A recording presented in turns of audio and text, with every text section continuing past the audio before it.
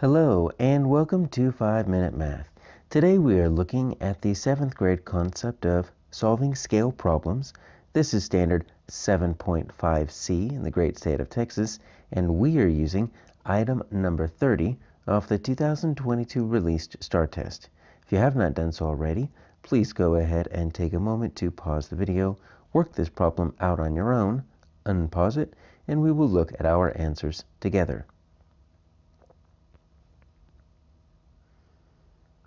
So we've got an engineer creating a scale drawing of a building using a scale of 1/4 of an inch represents 2 feet. So the length of the actual building is 250 feet. So what is the length in inches of the building in this scale drawing? And there is no F, G, H, or J to choose from. So when we're looking at this, we see 3 different measurements. This should automatically make us think proportion, right? It is going to be a scale. So when we're dealing with this scale, that means we are going to have similar measurements, so we can use our proportion. So let's start with our scale drawing, right? So we got 0.25 inches, and that is, we could just put that over 2 feet, right? So when we're making our proportion, we're going to obviously pay very close attention to our units, because we need the same units in the numerator and the denominator. So we're looking for the length of inches. That means that is the unknown. And we know the length of the actual building is 250 feet. All right, so we've got inches in the numerator, we've got feet in the denominator. So there's our proportion, right? So we've got some options here.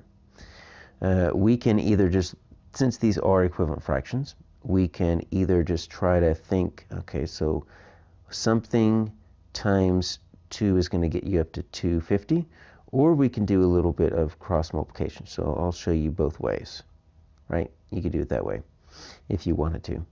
So let's do it without the cross multiplication. Let's look to see, well, what times 2 is going to make 250? So we could just take 250, cut in half, you're going to get 125.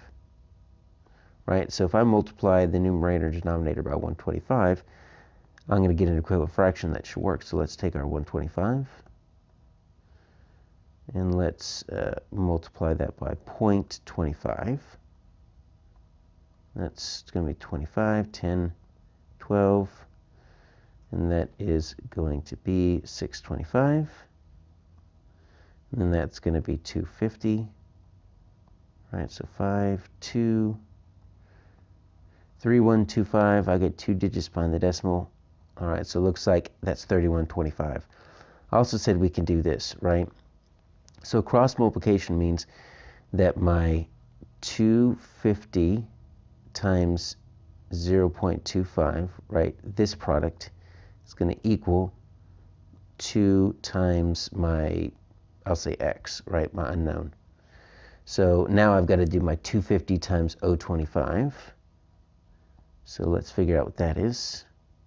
0.25, and that is going to be 0.5, 1250. And then that is going to be 500, right? So what that's going to give me is 6250, but I've got 2 digits behind the decimal, so 62.5. So what I get now is 62.5 equals 2x. So we need to divide both sides by 2 to isolate that variable. And guess what you're going to get when you get 62.5 divided by 2? Yeah, you guessed it, 31.25. So either way, whichever method works best for you is fine. As long as we get the 31.25, we do need to bubble it in here. We've got one long, narrow column with no bubbles underneath. That's our decimal point. 2 digits to the right of the decimal, 4 digits to the left of the decimal. We're not going to use every single space. So we've got 31 right there in the tens and the ones. We've got 25 right there, tenths and hundredths, and obviously we're going to make sure we bubble in correctly underneath. You do not need to put any zeros in the hundreds or thousands.